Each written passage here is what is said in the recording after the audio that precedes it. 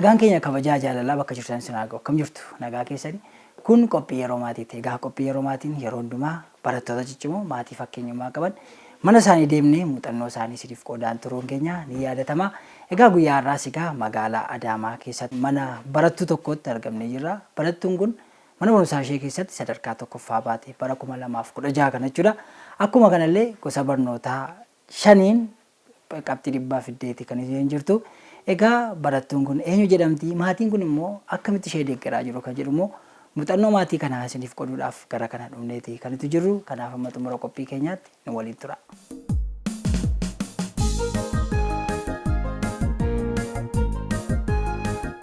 Tole egaa carraa nuuf kennitaniif galatoomaa isiniin jecha keessummaa yeroo maatii keenya waan isin godhannuuf waan nu fayyamtaniif isin galateeffachaa. Mee maqaa keessanii daawwattoota keenya wajjiniin wal bara. Galatoomaa isinillee carraa kana nu laattanii hanga mana keenyaa dhufuu keessaniin maqaa OBN Gaammeetiin galatoomaa jecha. Anis Xinaa'uun Nagaashuun jedhama. Ani maqaan koo Teenista Shooman jedhama. Harmee Miratii kan jiituti akkasumas kan qananiiti. Ani maqaan koo Barattuu Mihirat Xilaahuun Nagaashuun jedhama. Kanan barachaa ture kutaa 5ffaadha. Amma immoo gara kutaa 6ffaatti darbeetan jira jechuudha. Ani maqaan koo Jiituu Xilaahuun jedhama. Kan bara seenaa yeroo san kutaan bara immoo amma kutaa 2 ture amma gara kutaa 3ffaatti darbaa jira. Tole egaa galatoomaa jecha Mirat barattuu cimtuu akka isheen taate mana barumsaa ishee keessatti egaa sadarkaa tokkoffaa akka isheen baate odeeffanneeti kan nuti jirru. Kanaaf mee Miratii barattuu akkamiiti? Akka maatiitti immoo isin akkamitti beektu? Mirat barattuu cimtuudha. Barnootanis ta'ee haala hundumaanuu cimtuudha. Mana keessattis haa ta'u yaadni ishee baay'ee cimaadha. Akka ijoollummaa isheetii miti cimtuudha, yaada gaarii qabdi. Haa ta'u gara barnootaatiin immoo baay'ee cimtuudha. Ana caalaa immoo haati ni beeyti. Ani wajjin waan oolleef si waliin hin qochiistis haala gaariidhaan mana keessa ishii wajjin sirriitti walitti dhufeenya qabanii barattuu cimtuudhaan jedha. Duraan dursee Waaqayyoon galateeffadha. An ijoollee akkasinaa kennu isaatiif Waaqayyoo galatoomu jedha. Barattuu cimtuudhas akkasumas yaadni ishee guddaadha. Sammuun ishee adda. Dhugaa isin sammuun ishee adda. Yaadni ishee yaaddu adda. Mana keessattis amalli ishee mana jiru mana barumsaas jira. Mana amala manaa qabdu san asitti gattee mana barumsaatti deemtee onni jettu jiru. Oduu ijoolleen tokko arrabsanii arraban beektu dhugaa isin jedha. Nama ollolee araarsudha. Bara kana bara darbeerraa baay'ee fooyya'insa argee jira. Barnoota kiyyattis ta'e waan garaagaraa irratti baay'ee fooyya'insa guddaan argee jechuudha. Bara tokko keessatti yeroo barri tokko yeroo 2 qoodama waan ta'eef akka barnootaatti jechuudha. Seemistara tokkoffaaf seemistara 2ffaadha. Jalqaba irratti kutaa 5 yoon seenu tokkoffaan ba'a jedheetan karoorfadhee seenee jechuudha. Maaliif kutaa 4ffaatti 2ffaa waan hin ba'eef tokkoffaan immoo 2ffaaf dhiyoo waan ta'eef tokkoffaan nan ba'a jedhee karoorfadheen kutaa 5tti darbee jechuudha. Xiqqoo qabxiin kiyyasii xiqqoo wanta barnoota tokko irratti barnoota nan dhiiban irratti xiqqoo qabxiin kiyya xiqqoo gadi waan jalaa bu'ee fi seemistara tokkoffaa irratti 2ffaan ba'e. Seemistara tokkoffaa irratti 2ffaa ba'eetu karoorri kiyya naa milkaa'uu diduu isaatiin baay'ee naarii jechuudha. Aarii qofa osoo hin taane miiraan akkana kakkaasu baay'ee kakkeetan jira maaliif tokkoffaa ba'uudhaaf jechuudha. Saniin booda giddu gala seemistara 2ffaa irratti immoo tokkoffaan ba'e. Isuma immoo ammas maaliif amma tokkoffaa ba'eetan jira odoo jedhee immoo dhiisee maaliif saniin booda immoo odoo qabxiin koo gadi na jalaa bu'ee jiraate ammas irra deebi'ee 2ffaan ba'a jechuudha. Garuu tokkoffaa ba'eetiniin ammas immoo itti fufuun qaba jedhee seemistara 2ffaa bara xumuraa kutaa 5ffaattis tokkoffaa ba'eetan jira jechuudha. Qabxiin koo 100 keessaa 98.8 tokkodha. Ani Miratii baay'een jaalladha. Na qochisti yeroo baay'ee garuu yeroo waan hin qabneef ofuma kiyyaafillee qo'achuuf nan yaala. Ishiinillee mana barumsaatti daree ishiitti deemeetiin na qo'achiisti. Dareettillee gaaf tokko immoo na bira dhuftellee na qo'achiisu. Kan nuti barannu barnoota 9 ta'a. Barnoota kanneen keessaa walakkaa kan ta'an 100 keessaa 100 fiduu danda'ee jira jechuudha. Maaliif bu'uura qo'annaa kootiin jechuudha. Haala qo'annaa koo bara darbeerraa bara ammaa waan hin fooyyeffadheef barnoonni kootis cimaa dhufe jechuudha. Barnoota 100 keessaa fide keessaa tokko gadaadha. Gadaani bara 2013 kan jalqabe yommuu ta'u, ani kutaa tokko yoon seenu gadaanis ni jalqabe jechuudha. Dhugaa nan ajaa'ibsiifadha yeroo sana akkuma barnoonni gadaa seeneen barnoota sana namni haaraa itti ta'a, ani garuu itti cimee 100 keessaa 100 fide jechuudha kutaa tokkoffaatti. Ammas immoo barnoonni gadaa baay'ee natti tola. Maaliif saba kiyya babal'isaa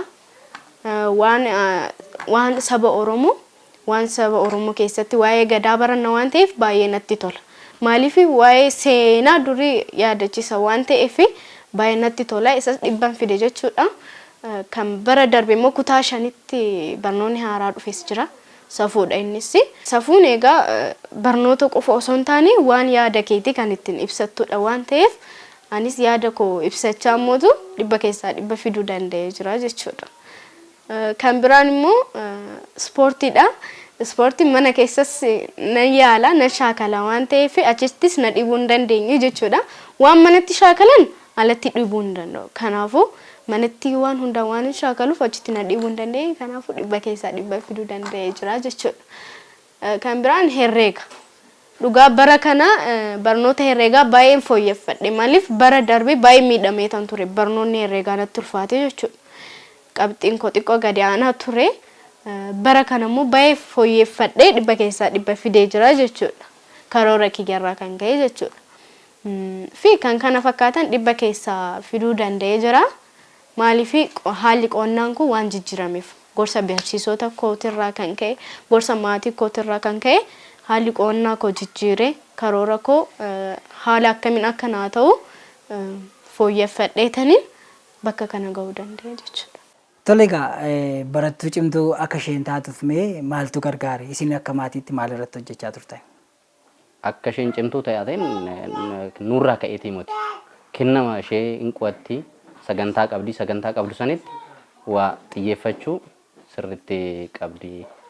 Haala saniin bakka irra caalan mana otoo hin taane kennama isheeti. Sammuun ishee baay'ee cimaadha. Barattuu cimtuu akka taatuuf yeroo baay'ee abbaan yeroo baay'ee fiildillee nu biraa deema. Yeroo baay'ee inni nu biras akkas bakka hojii waan deemuuf ani yeroo isaan galan nan laala.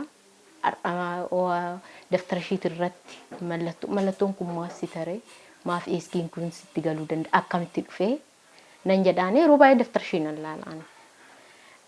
Adadan kana godhuun ishiinis dabalaatuma deemte. Daftara amma baratte bakka daftara kiyya maaliif naan laallee ofuma isheetiif oom daftara kiyya naan laalte hin dagatte moo jettee daftara ishee naan laala. Kanarraan ishiinis cimina dabalaatuma deemte. Akkas hin turre keejii akkas kurnaffaallee yeroo baate jira. Afuraffaa yeroo baate jira. Amma kutaa afuritti lammaffaa baate amma immoo tokkoffaa baate irratti barana. Ani dhugaa dubbachuudhaaf of jajuuf osoo hin taane barattuu cimtuudha jedheetan of amansiisaas gahee jechuudha. Kana cinaatti immoo barsiisota koo maatii koo deeggarsa guddaa naaf gochuudhaan akkas ga'u boora naaf ta'anii jiru jechuudha. Jalqaba maatii koodha. Maatiin boora akkuma jedhamu maatii koorraa naamusa gaggaarii barnoota gaggaarii barachaatuma barnoota idilee kana akka cimu isaan boora naaf ta'anii jiru. Kana cinaatti immoo barsiisota mana barumsaa kooti barsiisonni amala barattoota isaanii maatii caalaa beeku. Maaliif isaan bira oolaa waan galluufu amala keenya maatii caalaa ni beeku jechuudha barsiisonni keenya.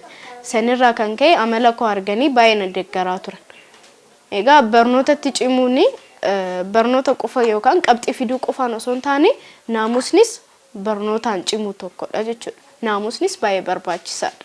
Naamusa qabaachuu kootiin as gahee jechuudha. Barataan tokko naamusa osoo hin qabaatiin tokkoffaa ba'uun isaa homaa faayidaa hin qabu. Maaliif barnoota sanarraa naamusa gaarii barachuu qabu waan ta'eef jechuudha.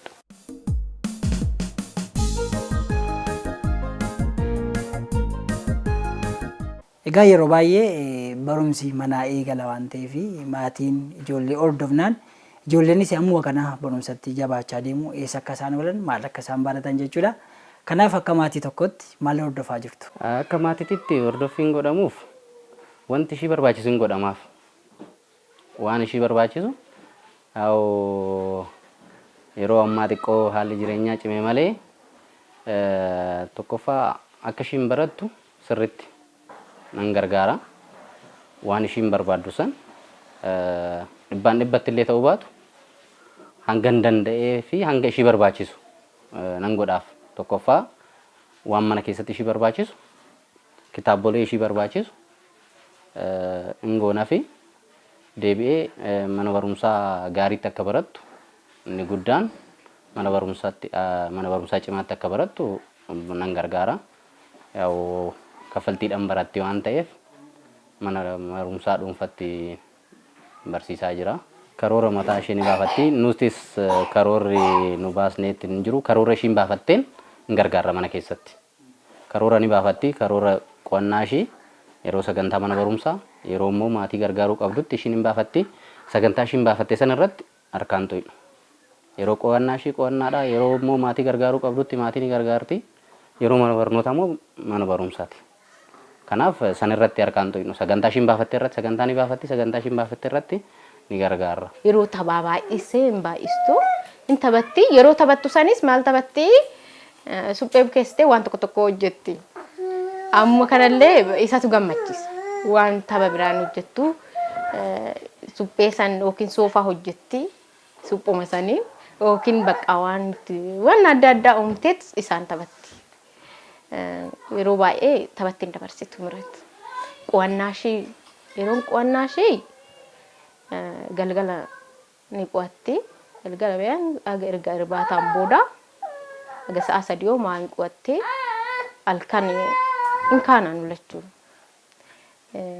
Yaa daa'imtillee sila ka'uuf ciree isaanii hojjechuudhaaf qixuma kaana ishiin qo'annaa ishii deemti. Ani ciree isaanii hojjedha. Aga nani ciree isaanii hidhuufitti ishiin qo'annaatti fufti. Yoo nani sangees kaa dhiqadha. Indiqatu gara mana barumsaa deemu jechuudha. Maatiin koo yoon hin gaafadhe waan na dhorkan hin qabu. Yoo wanti gaafadhe sun na fayyadu yoo ta'e wanti duubatti isaan deebisu hin jiru. Kanaafuu waan nan fayyadne yookaan waan nan barbaachisne yoo ta'e kun yeroo isaa eeggatee dhufuu qaba. Amma yeroo kanatti kun sin barbaachisu jedhanii na gorsaniitu waan na barbaachisu immoo naaf godhu jechuudha. Gama barnootaatiinis taanaani haati koo baay'ee na deeggarti. Maaliif abbaan koo hojii waan ooluufiyyuu haalli xiqqoo wal arguun keenya baay'ee xiqqaadha waan ta'eef haadha keenya wajjin waan tokko hojjannaa waan barsiisaan natti hime waan tokko nan himaa fi waan na gorse nan himaa kun gaariidha kun hin gaarii miti jettee natti himti ishiinis jechuudha gorsa kanatti dabaltee jechuudha.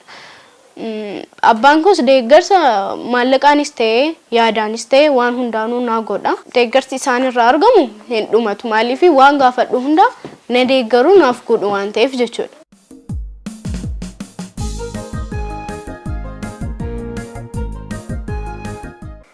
Wamalii nu dhibee jennee bitaaf mirgaa. Wamalii nu dhibee jennee bitaaf mirgaa. Karaa sirrii dhiifnee maaliif deemna moggaa? Maaliif deemna moggaa? Wamalii nu dhibee jennee bitaaf mirgaa. Wamalii nu dhibee jennee bitaaf mirgaa. Karaa sirrii dhiifnee maaliif deemna moggaa? Maaliif deemna moggaa?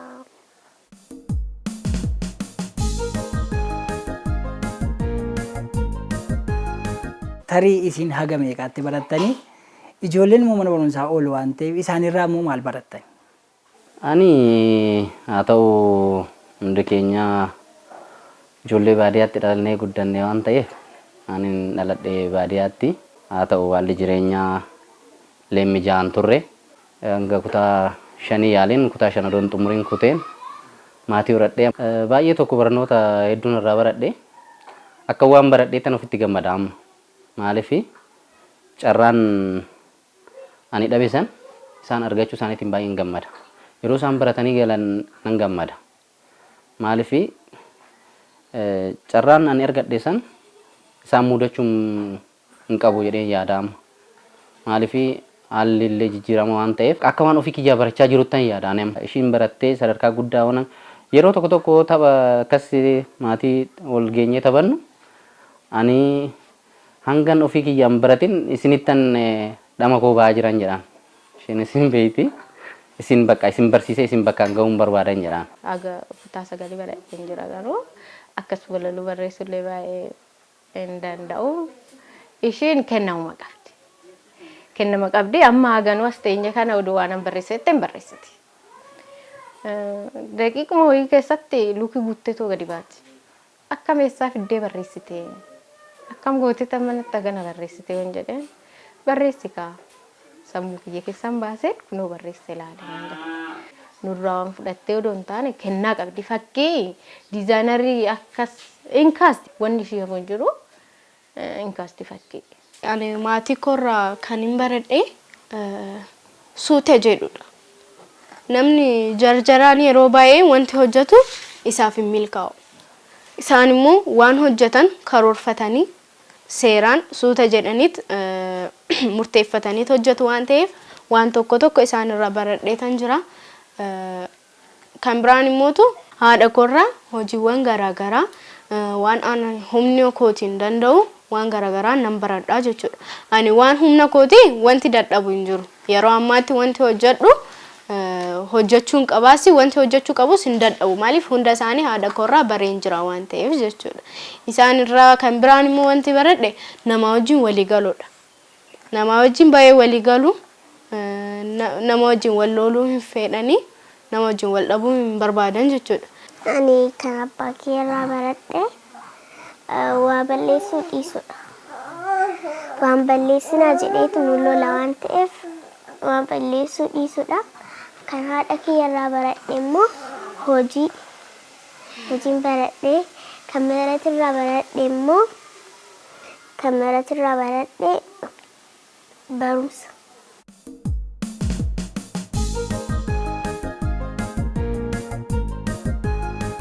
Ijoollee yeroo baay'ee mul'ata qabu fuulduratti waan ta'uu barbaadan lafa ga'uu barbaadani. Kanaaf akka maatii kanaatti mee mul'ata ijoollee keessanii maali? Mul'ata isaanii kana bira akka isaan ga'aniif immoo maaliin jajjabeessaa jirtu? Isaan bakka yaadan akka ga'an abdiis qabnas hin barbaannas.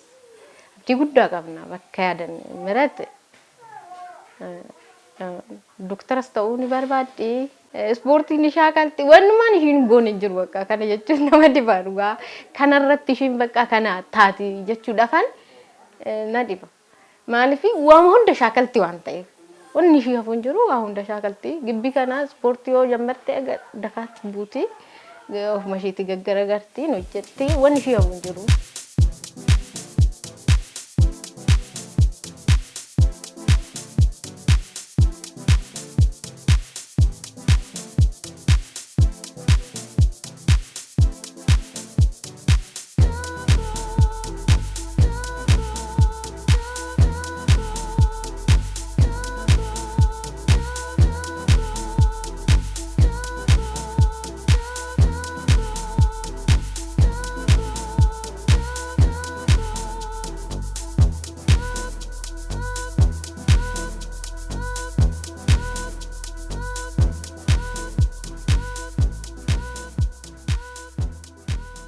Ogummaa suuraa kaasuu sirriitti qabdi.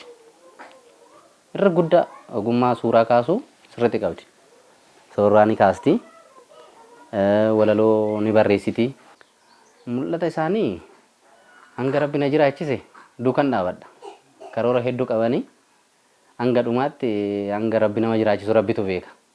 Rabbiin duubatti hanga gaafa mul'ata isaanii hanga bakka yaadan gaanetti duuban jira. Mirat dura barsiisan ta'a jettee yaaddi. Amma immoo haala itti cimaa deemtu kanaan waa baay'ee yaaddi. Rabbi ishee milkeessuun jedha. Jiituun tiyya immoo doktara isheen. Ishiin doktoran ta'a jettee ishillee Rabbi milkeessu. Barnoota cinaatti dandeettiiwwan garaagaraan qaba. Kennaa koodha. Kennaa kootti immoo namni tokko dandeettii isaatti yoo ittiin fayyadamne dandeettii isaan sun homaa faayidaa hin qabu jechuudha. Amma fakkeenyaaf fakkii nan kaasa. Baay'ee natti tola. Fakkii yoon hin kaasu gammachuutu natti dhaga'ama jechuudha. Maaliif waan hin beeku waan hin buureeffadhe tokkoon fakkii irratti kaa'aman ta'eef iyyuu baay'een gammada fakkii yoon hin kaasu. Nan shubbisaas shubbisa immoo baay'ee natti tola. Innis maatii koorraa dhufe maatiin keenya baay'ee hin taphatu. Kan biraanis walaloo nan barreessa. Yeroo tokko walaloo yoon hin barreessu immoo naa dhufa. Akkanuma maaliif taa'ee waan hin barreessuuf naa dhufa hoosuma naa dhufa. Akkasidha dandeettiin kun barnoota cinaa jiru. Ijoolleen keessan sodaa malee illee waan barbaadan barsiisaa akka gaafatan darbees immoo isinis illee sodaa malee akka isinitti dhiyaatanii fi akka maatii kanaatti maal irratti hojjechaa jirtu? Mana keessatti waan firiidha bakka nuti jechuudha. Isaan wanna cinqu akkas arguun fe'u akka isaan cinqamanis fe'u of caala.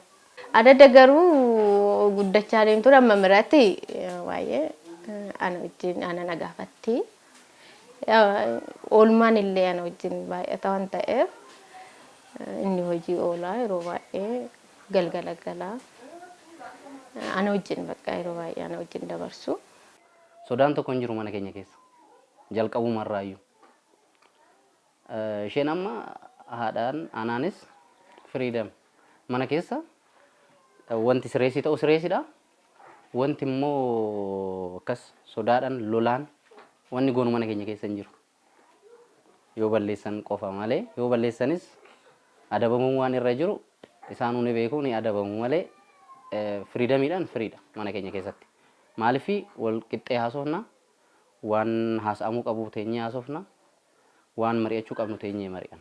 Isheenis waan duuba mari'achiistu hin jiru waan immoo isheenis immoo addatti mari'attee hin jiru waan mari'atuu qabu hin mari'annaa guutumaan guutuutti iftoomina jira mana keenya keessa guutumatti. Egaa yeroon kun yeroo boqonnaati ijoolleen bara barnootaa 2017 yerootti of qopheessanidha. Bara barnootaa bara dhufuuf karoora akkamii qabdammoo? Tole yeroo boqonnaa kootiitti barnoota gannaan barachaa jira.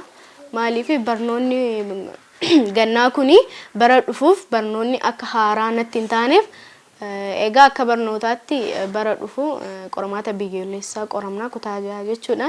Isaafis na jajjabeessa jedheetaniin barnoota gannaa kana barachaa jira. Faayidaan isarraa argadhu immoo barnoonni yeroo kutaa jaha seenu akka haaraa natti hin taaneef asumarraa ka'ee immoo akka qabachaa deemuu fi akka na jalaan banneef akka naagalaa deemuuf na gargaaree jira jechuudha. Egaa karoorri kutaa jaha koo tokkoffaan ba'ee tokkoffaa ammas immoo tokkoffaa itti fufuun barbaada jechuudha. Tokkoffaarraa tokkoffaa dabaluun barbaada. Maaliif amma kutaa jahaffaatti tokkoffaa ba'ee qormaata biyyoolessaa immoo 100 keessaa 95 ol fidee barnoota kiyyatti cimee badhaafamtuu ta'uun karoorfadhe jechuudha. Egaa yeroo baay'ee barnoota gadaa, barnoota safuu, wantoota duudhaa Oromoo ibsan ni barattu. Isaan kana keessaa kan itti yeroo hundumaa yaadattu, kan itti irraanfattu, kan itti jaallattu maalidha? Barnoota safuu keessatti yeroo baay'ee kan natti tolu waa'ee itti gaafatamummaa yeroo barannu baay'een dhaggeeffachaa tures, baay'een ajaa'ibsiifadhaa tures.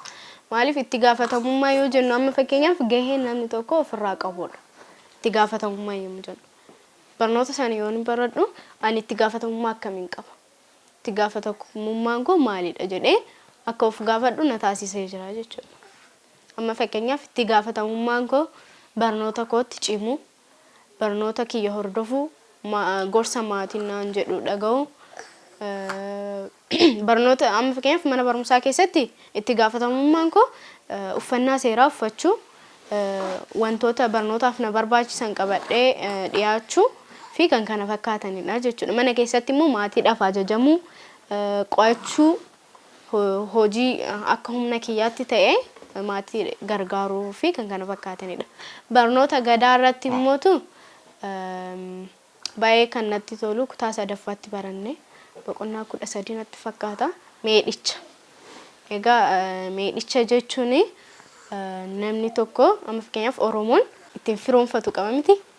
Inni immootu maal jedhama meedhicha jedhama jechuudha. Meedhichi kun egaa namni Oromoo hin taane lola irratti mo'atamee ta'uu danda'a. Yookaan immoo Oromoo irraa duudhaa qabu argee Oromootti makamuu barbaadee ta'uu danda'a. Namni sun dhufee nama sana gaafata jechuudha. Nama Oromoo ta'e gaafata jechuudha. Namni Oromoo ta'e sun immootu duudhaa waan beekuuf Oromootti dhufaa jira waan ta'eef hin didu. Diduu hin danda'u maaliif seera gadaati waan ta'eef jechuudha. Egas jiloonni gaggeeffamanii jiru. Jiloonni gaggeeffamanii wanti tokko egaa baay'eedha. Bal'aadhaas jechuudha seerri kun.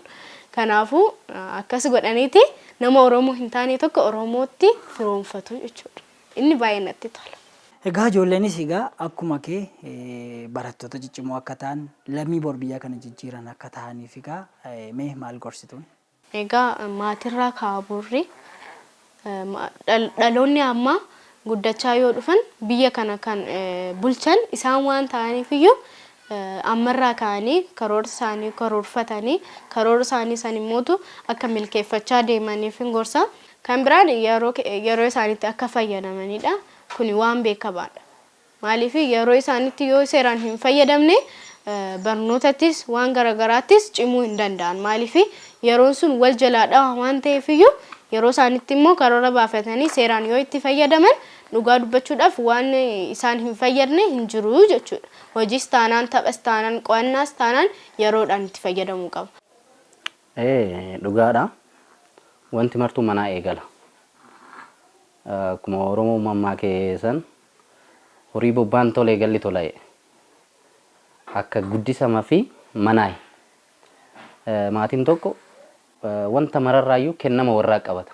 Waan warraa san qabatee guddata waan ta'eef isaan qofa osoo hin taane akkuma waliigalaatitti daa'imman wanni gorsuu barbaannuuf maatiidhaaf akka gorsaatti kan ta'u maatii daa'imman warratu qabiinsa tolchaa akka biyya gaarii horatan akka immoo nama ciccimoo ta'an maatiin gahee isaanii bahuu qaba kan hin jedhu qabiinsa manaatirraa jalqabarraa hoo jennu tokkoffaa amala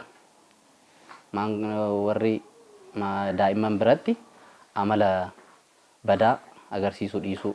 Inni tokkoffaan amala warraa waan qabataniif daa'imman biratti immoo deebi'ee waan badaa haasa'uun haala biyyattiitis haa ta'u yeroo ammaa waan gaarii itti himuu malee waan badaa watti himte waanuma badaa san qabatee guddata. Daa'imman waan ta'aniif sammuun isaanii akka ijoollee duriitii miti ijoolleen amma faastidha sammuun isaanii waa qabachuu irratti. Kanaaf waanuma warri jedhe san qabata waan ta'eef waan gaarii itti himuun immoo dirqama keenyaan jedha. Maatii barattootaa ijoollee waan barbaadan tokko irraa dhoowwuu waan barbaachisne irratti yoo argani dhiisuu miti irraa dhoowwuudha yoo waan immoo isaan barbaachisurra duukaa bu'uudha. Gargaaruudha amma ishiin barumsaan cimtuudha. Ani odoo ishiin cimtuudha jedhee dhiisee mucaan kun duubatti deebi'uu dandeessi. Mucaa kana duukaa bu'een burus kana caala akka gootu ani haadha waan ta'eef waan gaheen irraa eeggamu baachuun qaba. Akkasumas warri kunis gahee isaan irraa eeggamu akka baane dandeettii isaanii akka gargaaranii akka faana dhaabbatanii jedha.